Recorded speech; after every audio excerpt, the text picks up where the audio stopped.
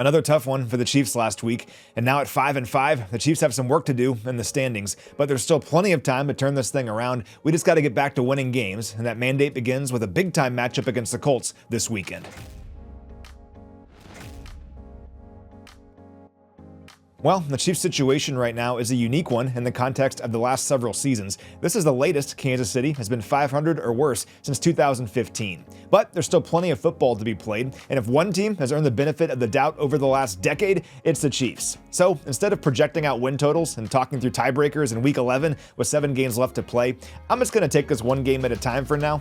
All that matters is getting back in the win column, and hopefully that begins this week.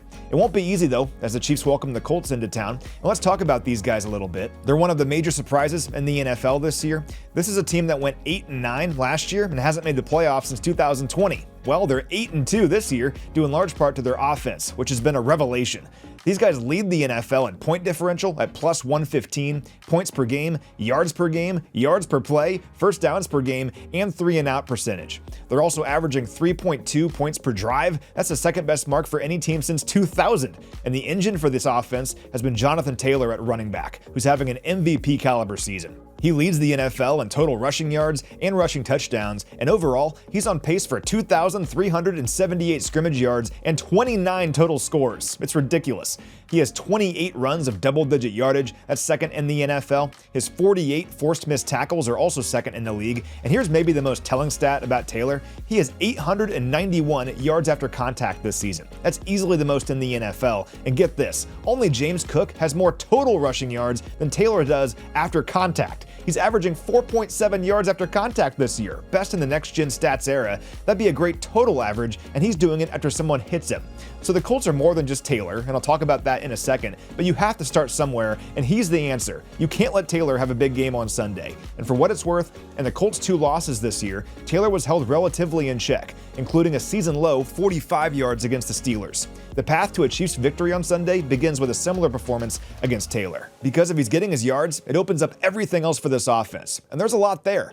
They have this reputation as a team that wants to run the ball, and that's accurate, but they're also balanced. Not only did they rank 3rd in rushing yards per game this year, they're also 3rd in passing yards per game. And how about Daniel Jones this season? Seemingly out of nowhere, he leads the NFL in passing yards per game, he's 3rd in completion percentage, and he's 5th in passing yards per attempt. He's also been really good on 3rd down, ranking 2nd in the NFL in completion percentage, and he's in the top 10 in pass yards per attempt, passer rating, and total first downs on 3rd down. Now, a key against Jones is creating pressure. He's undefeated in his 4 games this year, in which he's faced a pressure rate under 30%, tossing 7 touchdowns and 0 interceptions. But in the 6 games he's faced a pressure rate over 30%, he's 4-2 with 8 touchdowns and 7 picks. His time to throw splits are also interesting. According to Pro Football Focus, when he gets the ball out in less than 2.5 seconds, he's among the top quarterbacks in the NFL. But when he holds on to it for longer than 2.5 seconds, his performance goes down considerably. So the Chiefs have got to find a way to generate some consistent pressure on Jones in this game, because if they don't, he'll spread the ball all over the place. The Colts are actually the only team in the league to feature 3 players with at least 550 receiving yards between Michael Pittman, Alec Pierce, and Tyler Warren. Pierce leads the NFL in yards per reception after also leading the league in that category last year. And let's talk about Warren a little bit, because he's one of the keys to this game. And really, this is a clash between maybe the top 2 tight ends in football, between Warren and Travis Kelce. And they're having very similar seasons.